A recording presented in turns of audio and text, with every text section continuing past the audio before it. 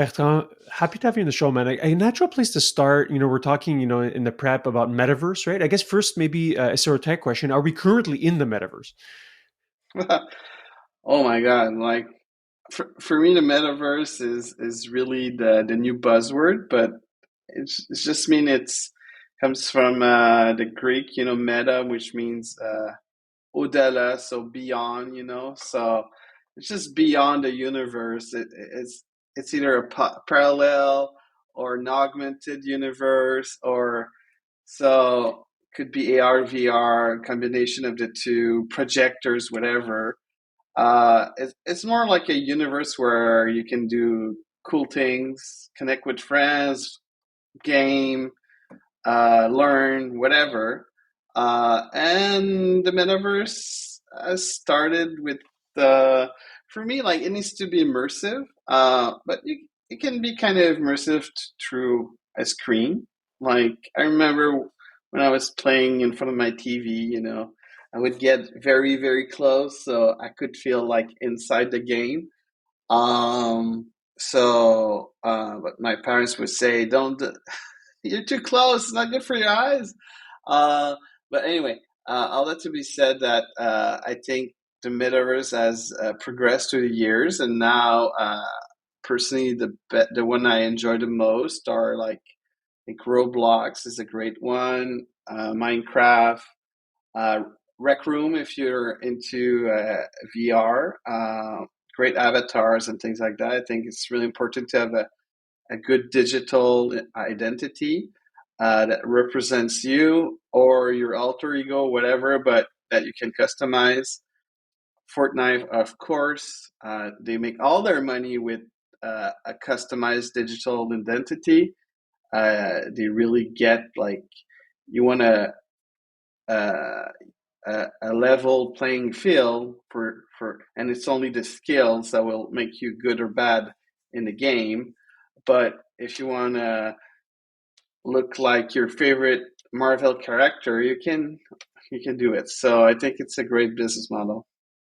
Yeah, I was joking when we started, like, are we currently in the metaverse, right? Because I find there's so much been progress in the past few years, but it still feels so early, right? So if you just draw a trajectory line of the progress, like, kind of the joke is, well, this is already a simulation that we're living in.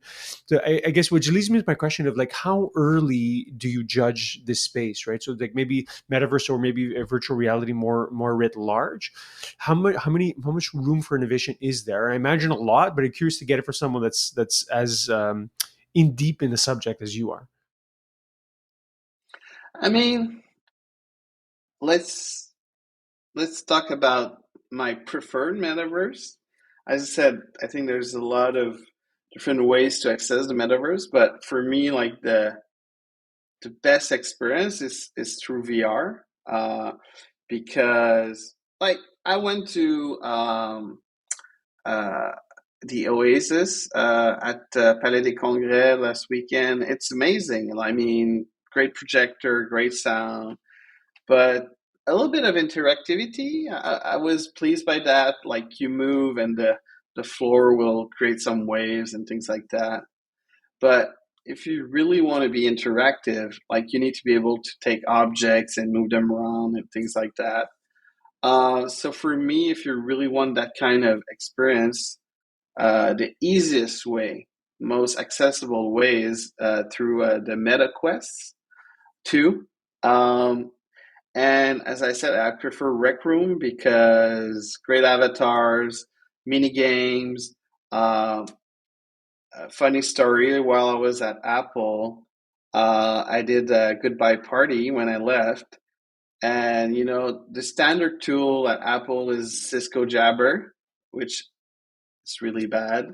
But I said, I want to do something in the metaverse for my goodbye party. So I did the Rec Room goodbye party. And not everyone had a VR headset, but they could join with their iPad and their iPhone. And it was great. Like something that maybe would have lasted an hour on Cisco Jabber because after an hour. And when you do video conferencing, is one people at a time can talk. But in Rec Room, you can do the good old like kitchen party where there's a little group, but then you can break out and go talk with someone else, like a real party, you know? You can have a lot of concurrent conversation, and that the added advantage is the party lasted three hours. It was fun. They drew things on the whiteboard, goodbye messages. We had Nerf guns. We did a little Nerf gun thing. Even a ping pong table. People tried to play ping pong. So I think the minimal viable product now is here. But like you in your question, like, is there room for improvement? Of course, plenty of room for improvement. I think that the graphics are there. I was pleased that at South by Southwest a couple of weeks ago. It was my first show where I said, well, we're past an inflection point where 95% of the experiences were on the Quest, which is $300 US, super easy. Like my mother-in-law has one. She plays Miss VR. She's having fun, and she's 70 plus. So it shows that the hardware is easy to use. The graphics are there. The cost is reasonable. And at South by Southwest, 1/3 of the experiences, it's mostly storytelling at South by, so no really games. But that was great to see because I could learn about one of the first woman painter in the Renaissance. I could learn about uh, American Indians helping in the First World War. Could learn about Holocaust survivor. It was all amazing. A lot of them now in Unreal, which brings the quality to the next level. But there's still can always improve the graphics.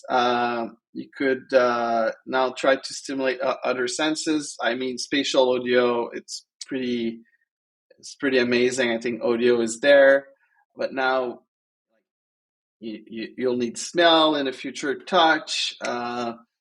Like, how can you bring this in an accessible way? I think there's still a lot of things to do. Maybe the best way is to do human brain interface, but that will take probably a good 20 years. But yeah, I mean, lots of, like I said, we're past an inflection point. I think now there's 10 million of Quest, 6-7 millions of PlayStation VR, maybe 3-4 million of PC VR. So about 20 millions headset right now. I think you have the critical mass to invest in content that will improve the metaverse. Yeah, you mentioned a few really interesting examples. Like, I think my dream would be in terms of learning is like sitting down and talking to Winston Churchill, right? Like think Yeah, of any historical character where there's enough information that you could with like, or without real smoke while he's doing a cigar. of course, with a cigar, you need that. You need it to be real. Uh, I want to come back to metaverse, the metaverse manifesto. Maybe just a curiosity question, right? You mentioned Apple. We'll talk about your what led you there. But there's a company that changed its name recently to from Facebook to Meta. What are your thoughts on their efforts, right? So like from someone that's as steeped in it as you, like curious to get an insider's perspective on how ambitious what they're building is. I think Facebook is a necessary evil. I mean, they're ethically debatable for sure. I think they don't really care. In a sense, they're a bit too like First Amendment. You can say whatever you want, and like they would, I think, prefer not to police anything. But at the same time, technology is an enhancer of voice, of action, of whatever. So before, if you were a crazy kooks conspiracy theorist, maybe you could influence 200 people you have a good base. But now you can influence thousands, if not millions of people, and that's become a problem. And we see like younger generation, they prefer fun things like TikTok or Snapchat or whatever. They're not into like um, the political thing that's happening on Facebook or or whatnots. And I think that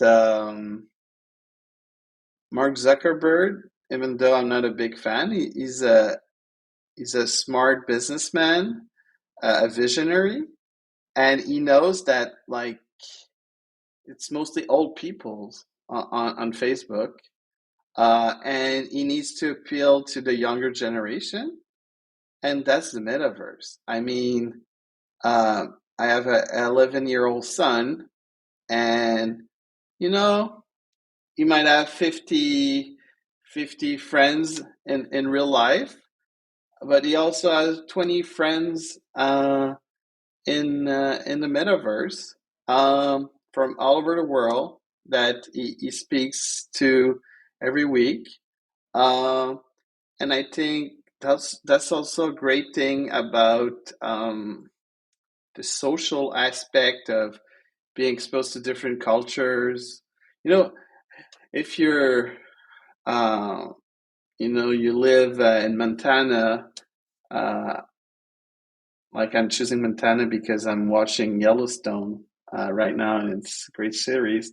But I mean, it's normal that you're more conservative because you see mostly people similar to you with same values and everything, and you're like, I'm good with that. Like, I don't want really to be confronted with multicultural people and different. Like, it changes is a bit frightening for people. But I think the metaverse is amazing. Like, I think the more you travel in life, the more you're open to different cultures, and it makes you less fearful of the difference.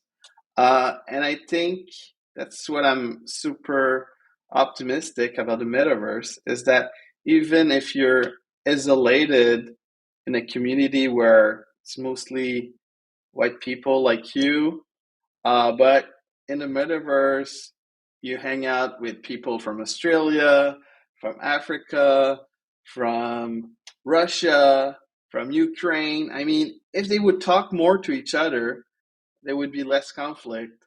Um, and you would um, you would see more the people as like humankind and things like that. Yeah, interesting, right? It opens up the opportunity for people to discover new things and learn. I want to go back to a point you mentioned, Bertrand, about humans controlling technology, right? Like the technology by itself Hmm. is not a force for good or for evil. It's innate. So it's like what we choose to do with it, right? So curious to hear you what led you to write this manifesto, right? Or be part of the Metaverse Quebec manifesto. I was curious to hear you and a little bit about what it is.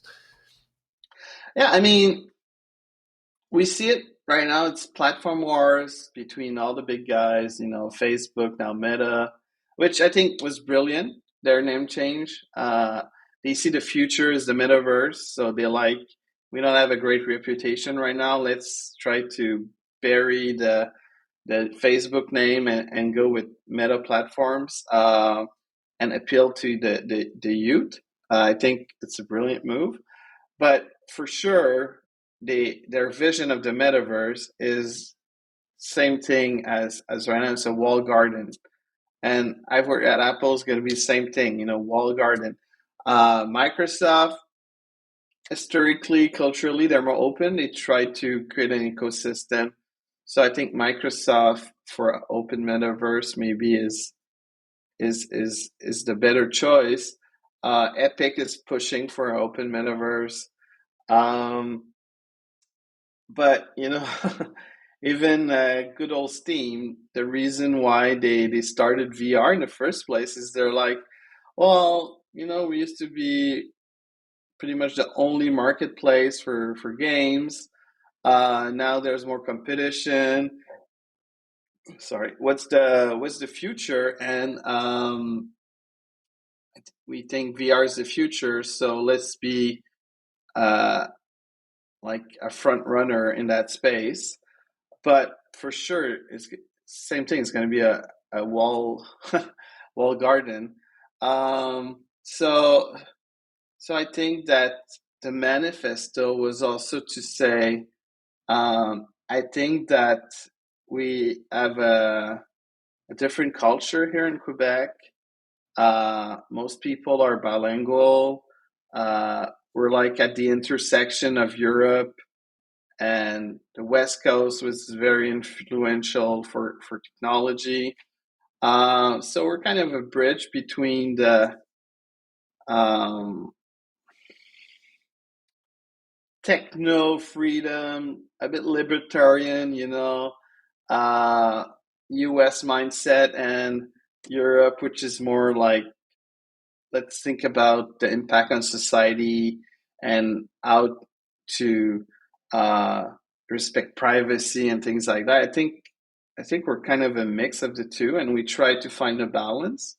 And that was kind of my reasoning behind the manifesto. It was like, let's bring pioneers in this space from Montreal, at Lac à l'Épaule, and let's discuss, try to see what would make sense. And we have all the talent we need in Quebec. We have great gaming studio, we have great hardware companies like Matrox, Delsa, um, and what's not. Lots of great engineers, and we also have a great company in immersion like Felix and Paul, OVA, Arcadia, Phenomena. I mean, Logica, even Ubisoft are pushing for VR with their Far Cry experience. We have Metaphor, which is the whole minority media. They did a great game, time capsule, something like that. Anyway, all that to be said, that I think we have the critical mass of talent to kind of create our own version of the metaverse. But keeping in mind that it's exportable also, because our values are shared by other people. And maybe they would prefer an open and respectful and less capitalistic. Like, one of the things that bothers me a bit is, in real life, you have scarcity. So it's normal that, like, you want to be at the best spot, anywhere close to a good school, whatever. There's competition, and prices will vary in accordance to that. But in the metaverse, seriously, like, you shouldn't have to buy land or, I mean, it should be like you can have access to the best education. Like, everything should be level up, like, to break uh, the rules that makes inequality so painful right now. Like, why we see all, like, most of the problems in the world right now is about inequality. So I think, and that's why I love Burning Man so much. Is It's a week of freedom where everybody's nice, and, like, radical inclusion and all that. And I wish that the metaverse would be like that. Uh, so um, it's a bit idealistic. I agree, but I think you need to be idealistic when you do the foundations, and then you try to do best out of it. So that was kind of the spirit behind the manifesto. Yeah. Is that one of the reasons why you left Apple? Obviously, you had, a great exit. You sold Mm-hmm. Vrvana, and I imagine, Apple's business model is a walled garden. You said, is that one of the reasons that you wanted to, like, like they say in French, passer à la prochaine chose? Oh, much more complex than that. I mean, I think that from the big guys, Apple is definitely the most ethical. I don't know Apple. I don't know Microsoft that much. But I mean, sure, Apple, they like to control everything. They like to polish everything. They like to curate everything. Um, it's definitely a walled garden, but they respect privacy like crazy. Like I didn't realize that before joining. Like they ask us to delete all user data that we had. They even wanted to destroy our laptops. I'm like, look, I'll just format the hard drive. Like they'll go crazy, you know. Um, like they're very, very, very serious about privacy. Uh, so me before, when I would put things on the cloud, I would encrypt it. Uh, but with iCloud, seriously, I'm not worrying because they're so privacy concerned that I know that they will. It's probably self encrypted and nobody will ever look at my things. So no, like of course, I'm like when I say I'm a hacker, not like bad thing, but I like to be able to um, controls the thing I pay good money for. So I have no shame in saying like first iPhones I would jailbreak them because I would want to customize things and all that. Um, but Apple, they like to make sure that your grandma can use their products, so they really try to make it very safe and all that. So we'll see. It's going to be interesting to see their strategy there and see if they collaborate. But I think the main reason why I left is more I wanted to give back to the community, and I really think that we can change the society through entrepreneurship to back project that we want the future to be. Um, so, and I like the fact that I'm at the intersection of engineering, business, creativity. So it was hard to express all those parts of me at Apple. Was mostly doing engineering. Uh, so I wanted to be able to use all facet of what makes me Bert. So and I think through Triptyq Capital, I can really do that, and I'm having a lot of fun. Yeah, yeah. I was actually gonna lead me to my next point, right? You mentioned about community and giving back and having a much bigger impact. I find because you're investing at such an early stage and having, when I say the raw material of the idea, the founders, in engineering teams, you're able to like have a huge say. So maybe explain what is Capital, what led you guys, you and your partners to the idea behind it. Sure. I mean,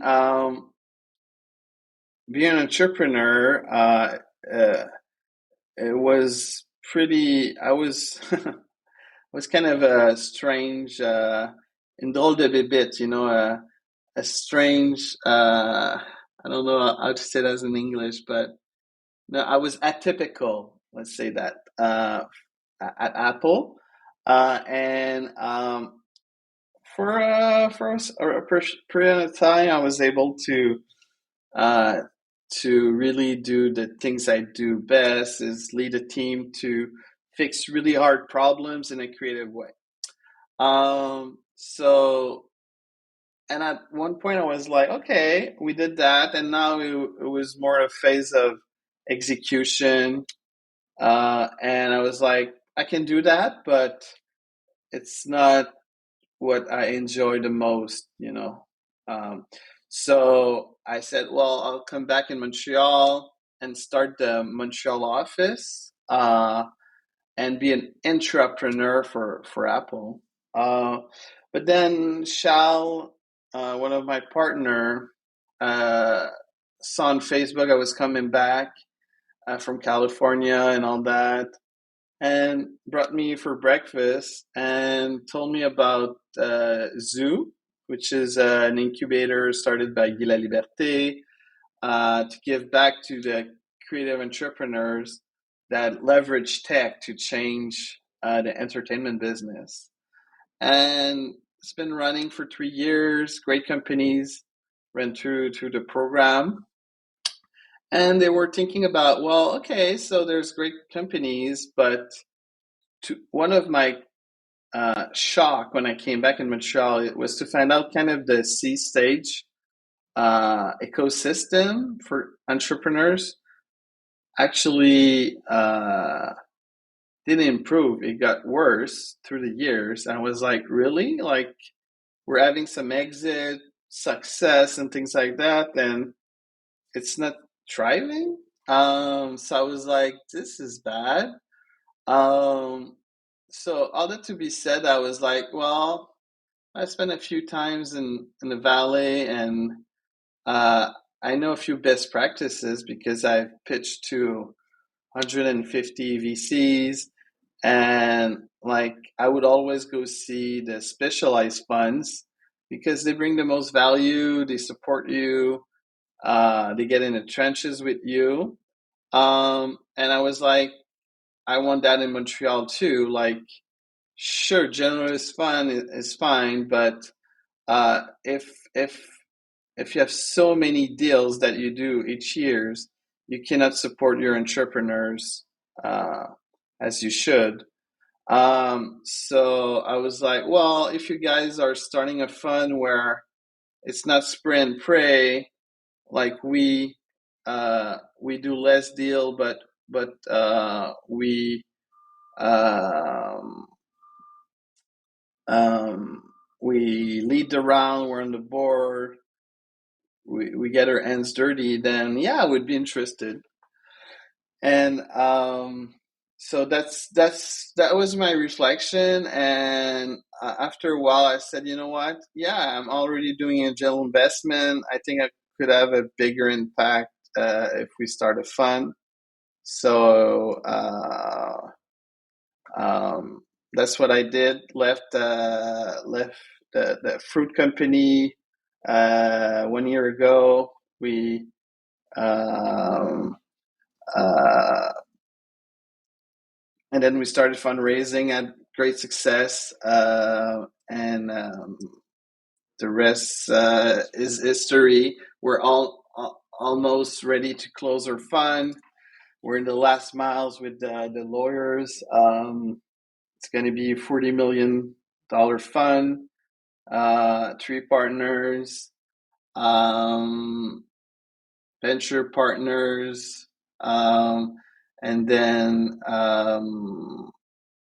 specialize in entertainment tech. So if you're developing a tool or marketplace uh, using AR/VR, NFTs, or uh, making the connection between the fans and the artists through fan engagement better, could be esports also. Um, and you have a great team, great vision, uh, good company culture, then yeah, we'll be a great partner to you, and we'll leverage your network or know-how and all that to make your vision come true. Yeah, it's a great vision, man. Yeah, it's Guillaume introduced us, and we caught up, and he was explaining to me a little bit of the vision of your fund. Obviously, having a partner like Zoo and Guy on the table kind of helps. Where it's like and I'd love to hear you on this, but it feels like in Montreal we have such great creative minds. Given the local talent and a lot of the existing companies like Cirque du Soleil, what excites you the most about the local ecosystem to be able to help? Say that again. Sorry. I was going to say, what excites you the most in terms of the local startup ecosystem? In this field, right? Of creativity, this like intersection of creativity and entertainment. Oh, I'm a bit biased. Of course, the metaverse, I think, really, as I said, I think we're past the inflection point. Um, And I was at La Semaine Numérique, did a talk yesterday, and people think the metaverse is just like been there for 2 years or whatever, and that like Facebook created it. And like I was like, I give the history of the metaverse from like the first AR headset that was in at MIT in '68 to like uh, the latest uh, incarnation of software, which is now Horizon that Meta is doing. But yeah, for me, like there was so many milestones to get there, and that's what a bit I my talk was about yesterday. And I said like the metaverse is now, it's happening. We have the critical mass, but there's still so many hard problems to solve. And the best vehicles to solve problems is startups. Like I've been at Apple and everything's so slow, so risk averse. Like something I would take one day to do at Vrvana would take one week at at Apple, and my engineers would go crazy. But you know that's the way big company goes because there's so much money on the line that if you make a mistake, it can cost tens of millions, you know, billions sometimes. So they have a very strict process of being data driven, which is fine, but it takes time. And intuition for me is really, really crucial for innovation because it's based on your experiences, it's based on your know-how, and you kind of know what will work. But then when you try to explain it, it's really hard to really back it up with hard facts, you know? It's like took I don't know how many years for Einstein to prove his theory of relativity and all that. So, um, but he had a vision in his mind, made sense to him, and then wrote a paper, and then won the Nobel Prize. I don't know how many years later, but it's a bit the same thing. Like if you have hard problems, sometimes you're like, yeah, I really think this is the way. Um, let's try it, and you try it, and that's the beauty of startups. Like you can have the same problem and five startups think of different way to solving it, and one of them will succeed and then make a business out of it. Um, so I think there's a great opportunity. Uh, like Marc Petit from Epic did a talk the day before me on Monday, and he says, you know, right now we're like in '93 when the internet was starting. Like there's so many things to do. He also said, you know, when they were saying, "Oh, e-commerce will be that big," back then they were like, "Those guys are crazy." And now, 20, 30 years later, it's 10 times bigger than they thought. So, I mean, I think it's the same thing. People say, "Oh, it's only gamers going to do metaverse. It's only this." Gamers are early adopters, so that's why it always starts with gaming. But after that, more traditional use cases uh, come to market, and that's when it goes like Amazon. They started with just books because why? Like you didn't really need to see the book. It was a standard, easy thing to understand. You're like, I want the latest book from Dan Brown. I don't really need to touch it before buying it. So they started with that, and it proved their point. And after that, they said, okay, so what else can we do? And they started doing like gadgets and things like that, electronics, blah, blah, blah. And now you can find pretty much everything on Amazon because people now trust the reviews. I mean, there's so many added values on Amazon. Like I would go to Future Shop and like you would trust your judgment, you compare yourself, whatever. Now I go on Amazon, I say I want this, and then Amazon automatically would say, here's comparable products with different features, with different reviews, with different prices. And you're like, oh, I didn't know this one existed. And then maybe you change your mind. And so I think the same thing would happen with the metaverse is like you'll be more productive for certain things, and people will adopt a new medium. Um, and I think that's where we see, at least me personally, I see the biggest opportunity for Triptyq. Um, and I think also I can bring a lot of added value to the entrepreneurs in that space.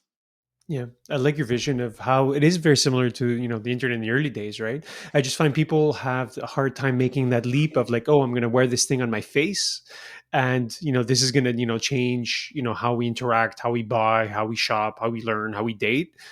What are there any tips that you've learned of how to like help convince people? Do you tell people just buy the Quest, try it out, and you'll see how much it's progressed? I'm curious about like for the non-believers, what's the best way to like, open their eyes and have the holy shit moment?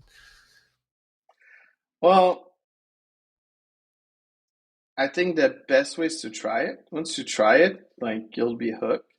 Um, a friend of mine reached to me. She said, I'm afraid of heights. Uh, can you help me in VR? I said, absolutely. There's the plank experience where you walk on a plank, and I mean you'll you'll definitely be scared. Like I'm not afraid of heights, but I was scared when I tried it. So I think like you can be in a controlled environment that's safe, and you can really try to uh, combat your fears. And I told to that person, because she said to me, "Oh, I want to try it." I said, "Sure, you can come whenever you want." But life happened, COVID, whatever. I got ski accident, uh, and now she's traveling. And I was like, "Are you coming?" "Oh, sorry." Like I said, you know what? Buy a Quest. If you don't like it, I'll buy it back, and I have no worries that someone else will want it. Um, for me, it's a no-brainer. Like, um, there's no reason why not to have a Quest at home right now. There's so many use cases, so many great things. It's affordable. Um, sure, it's Facebook, and you need to now log with your Facebook account, and we all know the big playbook behind that, but it's temporary. Like right now, they're the market leader, and other alternative will come. And but I think we need the critical mass right now, and it's going to spread like wildfire. Um, so yeah, I think I'm very excited about the future, and I think it will definitely improve the lives of people. Yeah, Bert. Honestly, I can't think of a better way to kind of end the conversation, right? I think maybe as a recap, you had some really good lessons about building the future. It sounds like you guys at Triptyq are essentially helping build the next wave of startups, kind of like Vrvana, right? But also at a time where Vrvana, like you started what, like 13, 14 years ago, right? The company. It was like who was talking 2005, about yeah. VR? Yeah, it was like was VR even a term back then? So It was a fail term because, like I said in my conference yesterday, like before Oculus kind of rebooted the VR scene in the States with John Carmack, that guy is legendary, and Palmer Luckey. Um, the last real VR experience was like Virtual Boy in 1995, which was kind of a failure, and it was a failure. And it took 2012 with their Kickstarter to kind of get people excited again. Um, so I think that from now on is really progressing. and now we will, uh, like Bill Gates said way back, said in his mind, everybody would have a personal computer at home, and in my mind, everybody will have a XR device at home that can do both AR, VR, and really do interesting things on that. Yeah, Bert. Well, continued success. I hope that you guys close your fund soon and start investing, because I think it's going to be great to see Yeah, it in the ecosystem. one Question. last push. Hopefully, all the legal paperwork is out of the way. Question: if people want to connect, reach out, learn more about the work that you guys are doing, what's the best way? Um, I think I have a somewhat presence on LinkedIn, so you can follow me on LinkedIn. I'm also trying to be more present on Twitter.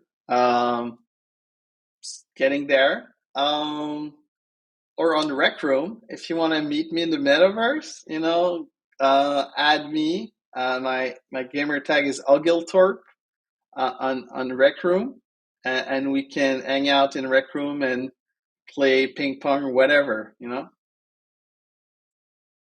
That's amazing, Bert. Thank you so much, man. It's been a blast. Thank you, Victoria.